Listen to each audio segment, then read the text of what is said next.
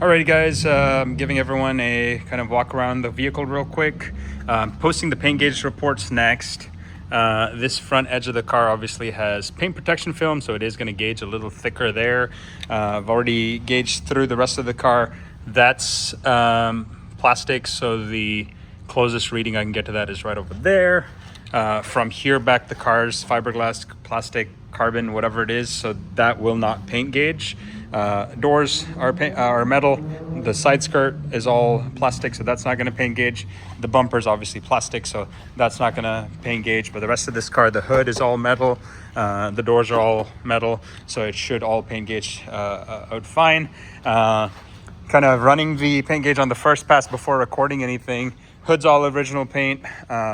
Best I can tell is just the front bumper that has been potentially resprayed in that refinish. You can kind of tell it right over here that there's no PPF on this. Obviously that PPF is a little dated, but yeah, looking right here, you can probably tell that that's the only thing that's been refinished.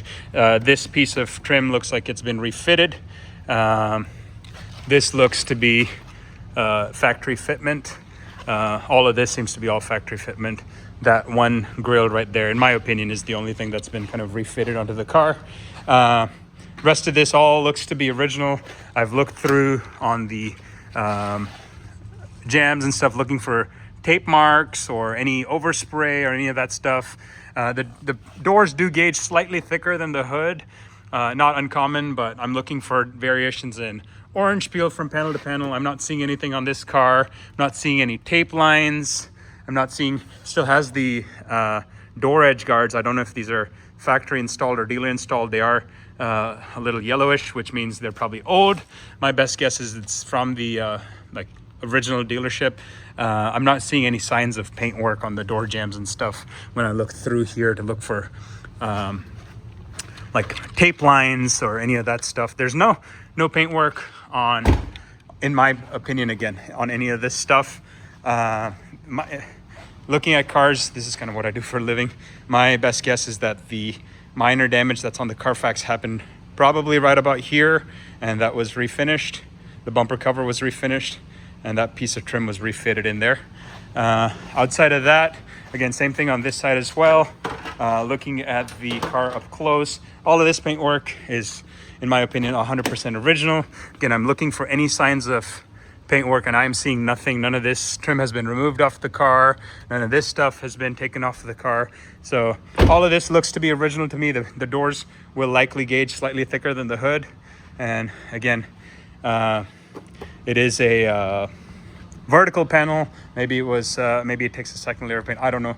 But yeah, those were the readings out there, were like 10 mils thick on most of that stuff. Obviously where the PPF is, that's going to be slightly thicker, about 6 to 8 mils thicker because of the PPF. All of this was gauging, I think it was 14, 15 mils.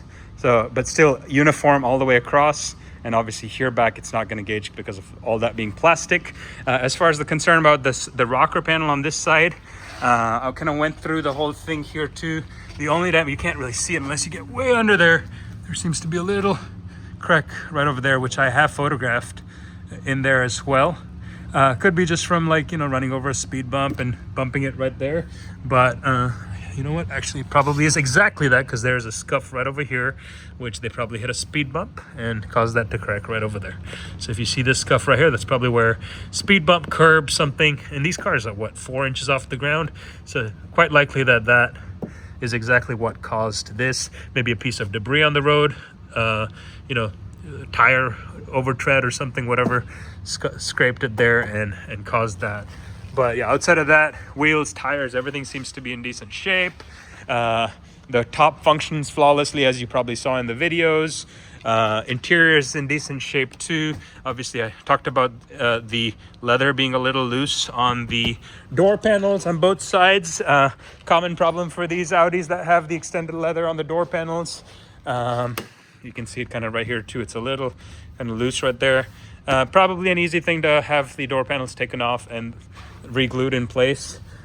Seats and stuff, the car does have 39,250 miles, so indicative of that. A little bit of kind of age showing in the seats, but not torn, not Doesn't need dye work, doesn't need any of that stuff. As far as the rest of the interior goes, the only like wear item I see is the cover on top of the e-brake. It's a little loose, but outside of that, this thing runs and drives great.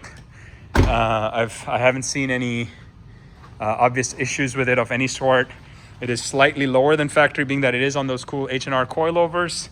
But yeah, my opinion, pretty solid car. Should be a fun driver. And obviously top down, this car is one of the sexiest cars out there, especially from behind. It looks like a big wide slab rolling down the highway. So yeah, you guys, last couple hours, let's get some bids in. Let's get this going. Cheers, fellas.